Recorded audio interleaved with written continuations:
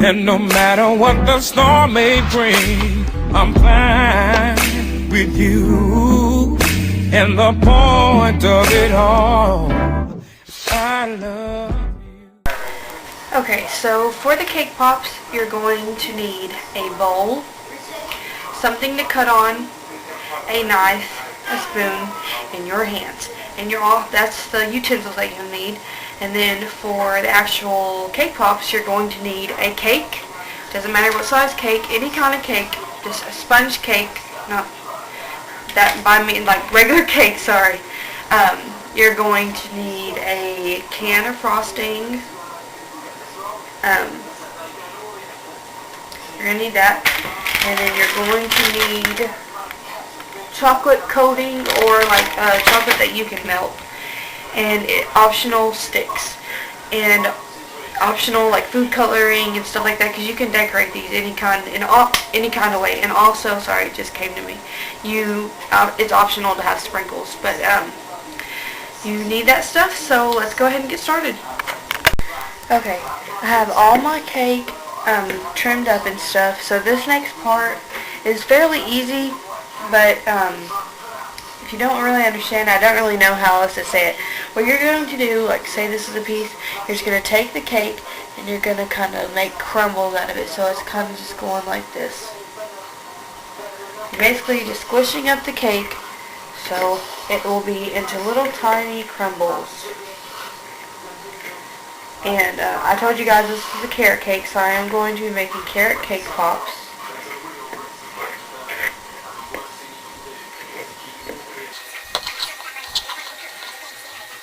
And you just crumble them up into fine crumbles. They're going to look like crumble bread. That's what I think it looks like anyway. Okay, and also make sure your hands are clean because you're going to be touching these a lot. Okay, so this is what it looks like. It's nice. I'm trying to get it getting those. Nice and crumbled up. Okay, so then you're going to take your icing. Okay, you're going to take your icing, and I have Duncan Hines Creamy Homestyle Cream Cheese. So we open it up, and what you're going to do is you're going to take about half of the can of frosting for your cake. Like, I have one box of cake, and I don't really know the measurements, but if you don't have the same amount of cake, or if you don't really know, just add a little bit at a time and you'll see. So I'm going to add about half the can of frosting. I'm just going to scoop some out.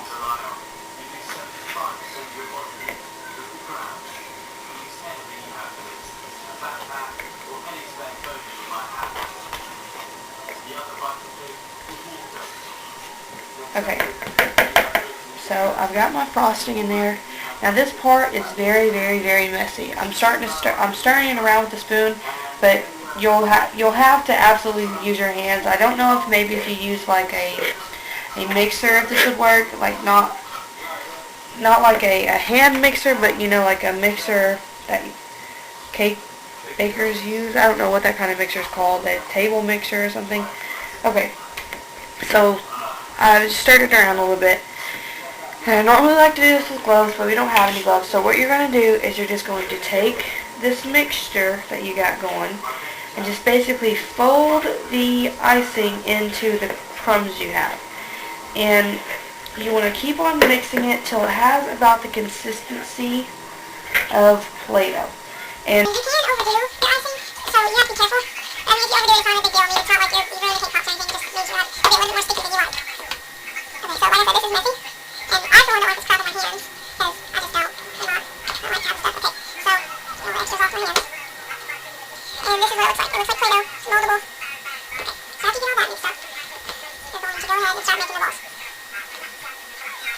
okay, so now you're going to go ahead and take whatever you're going to place them on. I suggest that you place them on wax paper, on something obviously that you can transport to the refrigerator.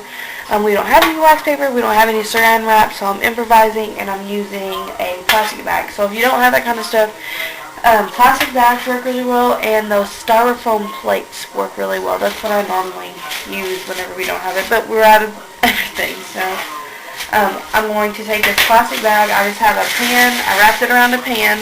See the pan? That's not dirt, I promise. I don't know what it is, but it's stuck. So I just wrapped it around the pan. and I'm just going to set it aside. Okay, look at the cake. Okay, if you want your cake pops to be about the same size, I suggest that you measure them. But here at my family, we don't really care. So I'm going to measure them, but they're not going to be perfectly normal. Perfectly even, I meant to say. Okay, so back down to the cake. Okay, so I'm taking just a regular spoon, nothing special, regular house spoon. And I'm going to scoop a little bit. And you're going to take it in your hands. And you're going to roll it into a ball.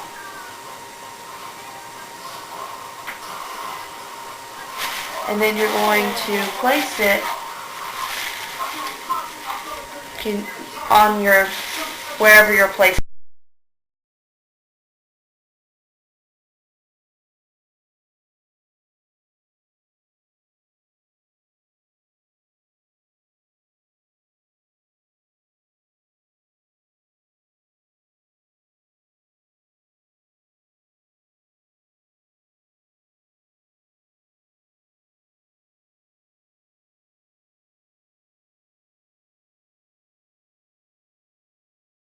And you're going to stick it in your cake pop, and it'll just stand up. Then you're going to put it in the refrigerator or the freezer until it's finished. Until it's actually just until I say finished. Okay, so I'm finally done with all my balls. Like I said, they don't really have to be even, but I'm done. And so now what you're going to do is, if you like to put the sticks in, then go ahead and do your sticks, but if you don't, then this is what you're going to do. You're going to take your cake pops and you're going to stick them in the freezer or the refrigerator. It's really optional. It's up to you. I like to stick them in the freezer just because they get colder faster. And like I said, I like to rush this part because who has time to sit here and wait and wait and wait. So I'm going to stick these in the freezer for about in between 15 to 45 minutes. I don't really know what time I'm going to take them out, but I'll let you guys know. And then I'll show you guys the next steps. Okay, so the cake pops have been in the the freezer for about a good 15-20 minutes. I went upstairs and did a little bit of cleaning. So what you're going to do is you're going to take your chocolate, and all I did was just take it off the package, and I like to break mine up because it just seems like they melt better. So I break up each individual piece. It's not that hard to break, but can be hard to break, I guess.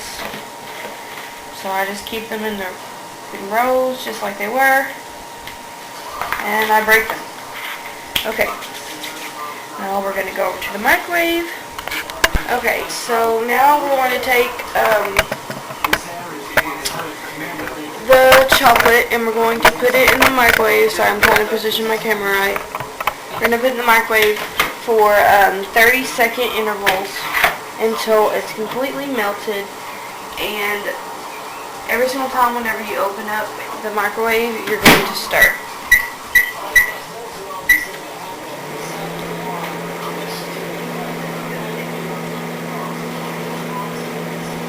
Got chocolate all over my hands. And you'll need a spoon, of course. Doesn't matter what kind of spoon you use, I'm just using a regular spoon. And the reason why you do it in 30-second intervals, and I eventually take mine down, is because you don't want to melt your, you don't want to burn your chocolate, because once you burn chocolate, there's no going back. Okay, and right now, nothing's melted, but I still kind of poke it around anyway. Okay, so I just pulled my cake pops out of the freezer, and all I'm going to do is just pick them up, and since I'm not doing these with a stick, this is the way I'm going to do them. Okay, so all I'm going to do is just pick it up with a fork. You'll need a fork and a spoon for this. It's really stiff. I'm going to stick it up in the chocolate, kind of twirl it around, and I find that it's easier just to take the spoon and do it around so that you don't lose it off of your fork or your stick. Then I'm going to pick it up and turn it over and let the chocolate drain and kind of drip the chocolate away, all the extras.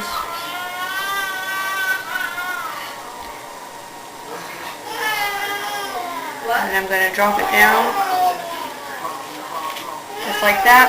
And if you can see, I have a little bit of chocolate missing on the top.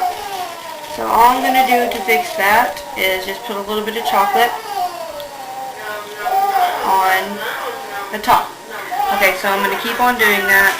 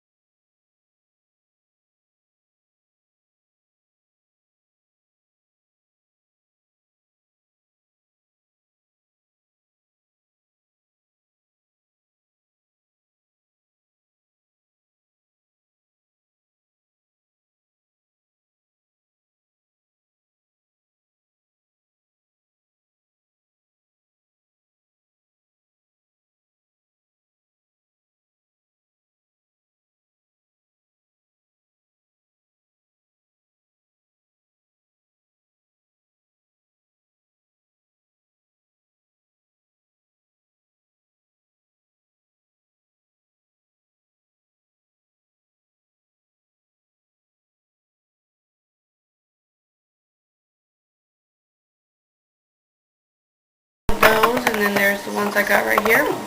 And once they harden, I'll show you guys what they look like. Okay, so cake pops are all hardened. I'll show you guys the finished. They're done. They just pop right up. And they look really yummy. And I put a little bit of the swirls on the top. See, they're all hardened up. That's what it looks like on the inside. Really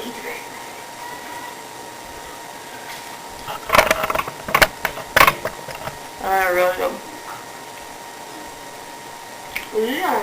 These are game time. And he thinks they're good too. Your smaller brother. But they're like the same thing. But the same thing that they have to do. They're really, really, really sweet. What? But it happens to be really good. So, anyways,